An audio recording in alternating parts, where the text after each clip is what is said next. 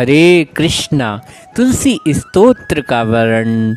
ब्राह्मणों ने कहा, गुरुदेव, हमने आपके मुख से तुलसी के पत्र, पुष्प, शुभ मातम सुना जो भगवान विष्णु को बहुत प्रिय।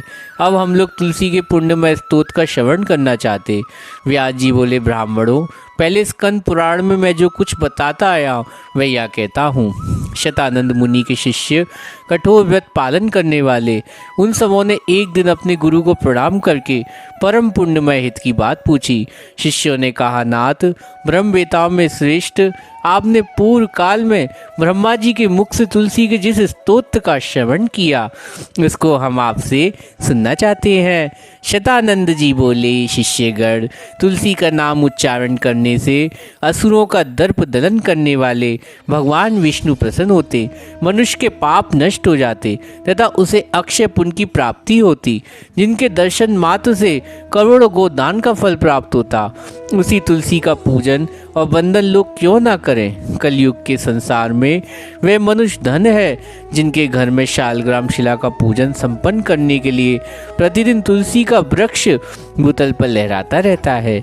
जो कलयुग में भगवान श्री केशव की पूजा के लिए पृथ्वी में तुलसी का वृक्ष लगाते, यदि उन पर यमराज अपने किंकरों सहित रुष्ट भी हो जाए तो भी उनका क्या कर सकता है। तुलस्यै अमृत जन्मासि सदा त्वं केशव प्रिय, केशवार्थ चिन्नोमि त्वं वरदा भव शोभनी, तत्संग संभवे नित्यं पूजयामि यथा हरिं, तथा कुरु पवित्रांगी कलोमल विनाशिनी। तुलसी, तुम अमृत से उत्पन्न हो और केशव को सदा प्रिय हो। कल्याणी, भगवान की पूजा के लिए तुम्हारे पत्तों को चुनता हूँ। तुम मेरे लिए वरदायिनी बनो। तुम्हारे श्रीअंगों से उत्पन्न होने वाले पत्र और मंजरियों से मैं सदा ही जिस प्रकार श्री हरि का पूजन कर सकूं वैसा उपाय करो। पवित्रांगी तुलसी, तुम कली मल का नाश करने वाली इस भाव से मंत्रों को जो तुलसी दल को चुनकर भगवान वासुदेव का पूजन करता है उसकी पूजा के करोड़ गुना फल होता है। देवीश्वरी, बड़े बड़े देवता भी तुम्हारे प्रभाव का गायन करते हैं।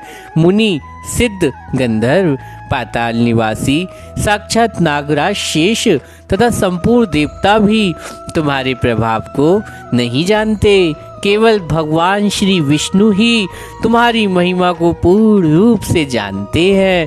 जिस समय क्षीर समुद्र के मंथन उद्योग प्रारंभ हुआ उस समय श्री विष्णु के आनंद अंश से तुम्हारा प्रादुर्भाव हुआ। पूर्व काल में श्री हरि ने तुम्हें अपने मस्तक पर धारण किया। देवी, उस समय विष्णु के शरीर संपर्क पाकर तुम परम पवित्र हो गई। तुलसी, मैं तुम्हें प्रणाम करता हूँ। तुम्हारे श्री अंगों से उत्पन्न पत्रों द्वारा जिस प्रकार श्री हरि की पूजा कर सकूं ऐसी कृपा करो जिससे मैं निर्विघ्नता पूर्वक परम गति को प्राप्त हूँ। साक्षात श्री कृष्ण ने तुम्हें गोमती तट पर लगाया और बढ़ाया। वृंदावन विचरते समय उन्होंने संपूर्ण जगत और गोपियों के हित के लिए तुलसी का सेवन किया। जगत प्रिय तुलसी, पूर्व काल में वशिष्ठ जी के कथा अनुसार श्री रामचंद्र जी भी राक्षसों का वध करने के उद्देश्य से सरयू के तट पर तुम्हें लगाया। तुलसी देवी, मैं तुम्हें प्रणाम करता हूँ। श्री रामचंद्र जी के वियोग हो जाने पर अशोक वाटिका में रहते हुए जनक किशोरी सीता ने तुम्हारा ध्यान किया जिससे उन्हें पुनः अपने प्रियतम का समागम प्राप्त हुआ। पूर्व काल में हिमालय पर्वत पर भगवान शंकर की प्राप्ति के लिए पार्वती देवी ने तुम्हें लगाया। अपना अविष्ट सिद्ध करने के लिए तुम्हारा सेवन किया। तुलसी देवी, मैं तुम्हें नमस्कार करता हूँ। संपूर्ण देवांगनाओं, किन्नरों भी दुख स्वप्न का नाश करने के लिए नंद नंदन भवन में तुम्हारा सेवन किया था। देवी, तुम्हें मेरा नमस्कार है। धर्मारण्य गया में साक्षात पितरों ने तुलसी का सेवन किया। दंड कार्य में भगवान श्री रामचंद्र जी ने अपने हित के साधन इच्छा से परम पवित्र तुलसी का वृक्ष लगाया। लक्ष्मण और सीता जी ने भी बड़ी भक्ति के साथ उसे पोसा था। जिस प्रकार शास्त्रों में गंगा जी त्रिभुवन व्यापिनी कहा गया, उसी प्रकार तुलसी देवी संपूर्ण चराचर जगत दृष्टिगोचर होती। तुलसी को ग्रहण करके मनुष्य पातकों से मुक्त हो जाता और तो और मुनीश्वरों, तुलसी के सेवन से ब्रह्म हत्या भी दूर हो जाती। तुलसी के पत्ते से टपकता हुआ जल अपने सिर पर धारण करता, उसे गंगा स्नान 10 गोदान का फल प्राप्त होता। देवी मुझ पर प्रसन्न हो, देवेश्वरी हरि प्रिय मुझ पर प्रसन्न हो जाओ। क्षीर सागर मंथन से प्रकट हुई तुलसी देवी, मैं तुम्हें प्रणाम करता हूँ।